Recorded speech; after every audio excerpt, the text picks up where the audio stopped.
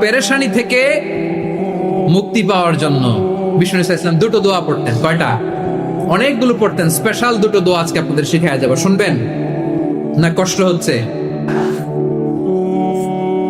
পেরেশানিতে পড়লে, টেনশনে পড়লে এই দোয়াটা, প্রিয় ভাইরা, বিষ্ণু ইসলাম যখন খুব বিপদে পড়তেন, দুশ্চিন্তা ওনাকে ঘিরে ধরতো, উনি পড়তেন ইয়া হাইয়ু ইয়া কাইয়ুম বিরহমাতিকা আস্তাগীথ, ইয়া হাইয়ু ইয়া কাইয়ুম বিরহমাতিকা আস্তাগীথ, ইয়া হাইয়ু ইয়া কাইয়ুম, হে শাশ্বত অবিনশ্বর, হে চিরঞ্জীব, বিরহমাতিকা আস্তাগীথ, তোমার রহমতের উসিলায় তোমার কাছে ফরিয়াদ করি। এটা পড়তেন।